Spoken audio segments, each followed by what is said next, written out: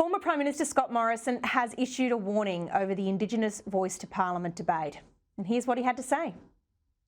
Once established, the voice cannot be removed by the Parliament, as proved necessary when the Aboriginal and Torres Strait Islander Commission became dysfunctional and was rightly and successfully abolished by this Parliament. It is wrong to conflate the issues of the voice with constitutional recognition and treat them as inseparable. They are entirely separable. The Labor Party made it clear from the outset it was the voice or nothing, leaving no room for compromise.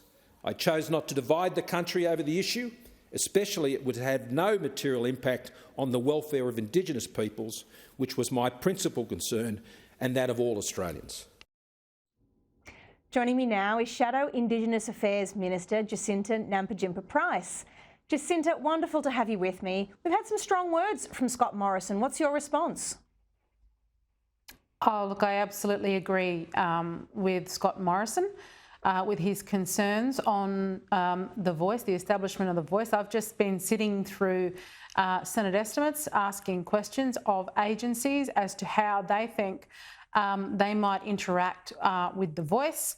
But continually, I'm being told that, well, none of that can be, we can't go on hypotheticals because it won't be until the voice is successful, then it will be legislated that will determine the functions of it. So basically, we don't know how it's going to impact in terms of its relationship with agencies through the executive. And the point is, I guess, that it has those constitutional rights, if it is successful in this referendum, to make representations. So that already exists despite whatever legislation might take place for its functions. It has that constitutional right, which I think yourself, you've pointed out previously before, Amanda, which is very dangerous because, again, if we don't know how it'll function, then there is no way to determine how it's going to improve the lives of Indigenous Australians. And this is, I think, one of the nation's most divisive referendums we've ever experienced in our country's history. It's really interesting that you're finding the agencies are all saying, well, we don't know what's going to be involved, so we don't know how it's going to work. And it ends up being a bit of a stonewall for somebody like you who's trying to get information on behalf of the Australian people.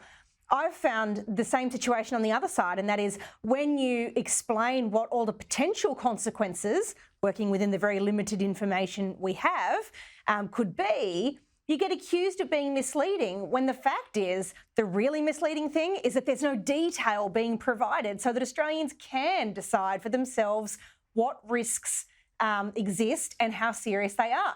What was interesting was that Morrison also took the opportunity in his speech to hit out at sporting codes who've been vocal in their support. Take a look at this.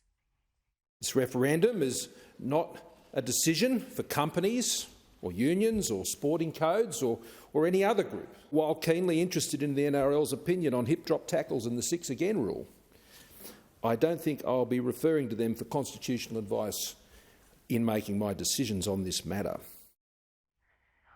Now, I don't reckon you'd be alone in that thinking. Is there any reason that voters should be listening to the administrators of sporting bodies for advice on serious constitutional changes?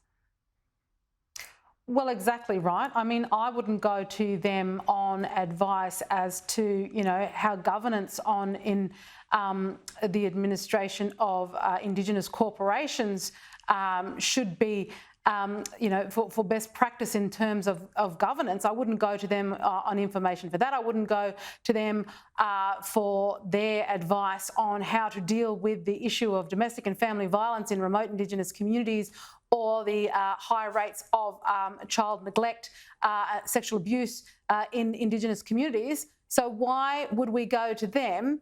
Why would we want to know what their views are on this issue of the voice, which has been palmed off as being, about the vibe? It's the right thing to do. It's all those things. It's, pulling on people's emotional heartstrings. But when, the NRL or the AFL can't provide the unequivocal evidence that the lives of our most vulnerable Indigenous Australians are going to be improved through this, why would we go to them for any of that advice? I mean, Scott's completely right.